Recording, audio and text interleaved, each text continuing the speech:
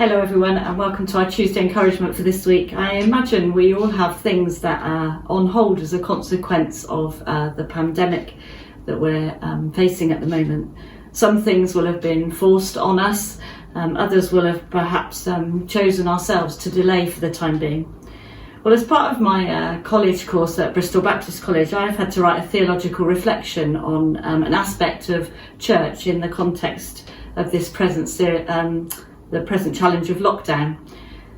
I could have looked at lots of different areas, perhaps what it's like to do online church, the pastoral care challenges that we face in lockdown, the impact that it's had on families. But the question playing on my mind was about pursuing our mission as a church when everything seems to have come to a standstill. This I thought would lead me to wrestle with the whole area of unanswered prayer and seeking the will of God in our lives, but it led me instead to the whole area of waiting. And then I thought about Moses and the people of Israel when they were rescued from slavery in Egypt. Moses had been promised that he would bring the people out of slavery into a promised land, into a really good and pleasant, a wonderful place. And instead they ended up wandering around in a wilderness. They found themselves in a period of waiting, and the rejoicing at the deliverance that they'd had soon turns to complaining and to grumbling. They moan that they don't have any water, they moan that they don't have any food, and then they moan about the food that God gives to them. They even say several times, don't they, that they'd rather go back to Egypt. I began to realise that more important than wondering whether we've heard God right at this time or whether we need to wrestle with knowing what God's will is that God has a purpose for us in our waiting. For the Israelites, the journey in the desert uncovered not just their forgetfulness, but also their lack of trust in God. God was looking, he was longing for a people who would love him first, that would look to him and trust him completely.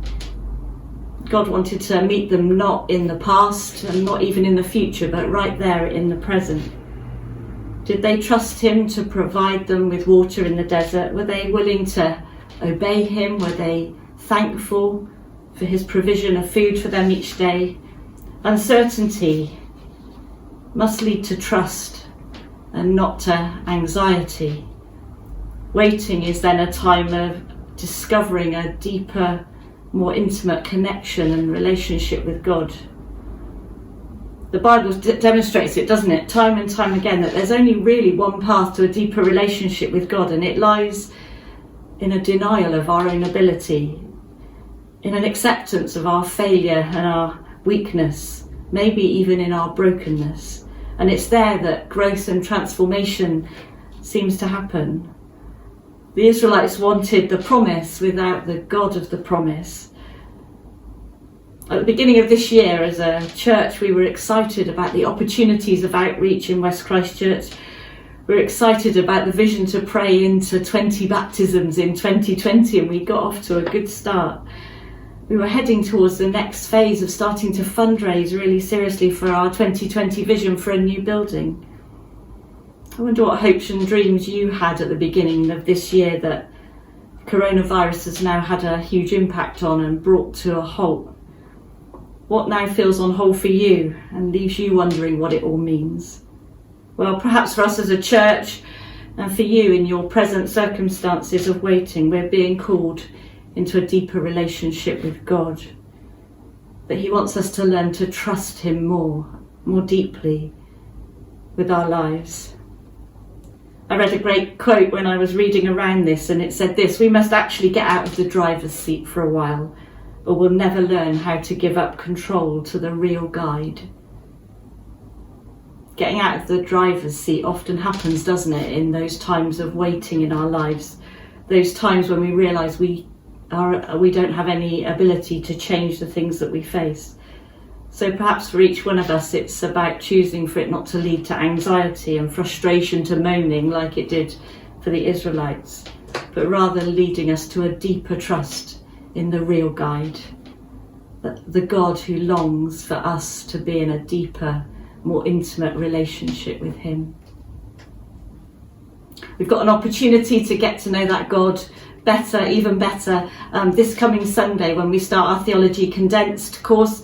6 weeks of really digging into the Bible and finding about this wonderful God that we've just been talking about, that who calls us to trust him. And we find out there a bit more about why it's the right thing to do to trust him. So I really encourage you, if you can, to join us online at 7 o'clock on Sunday for Theology Condensed.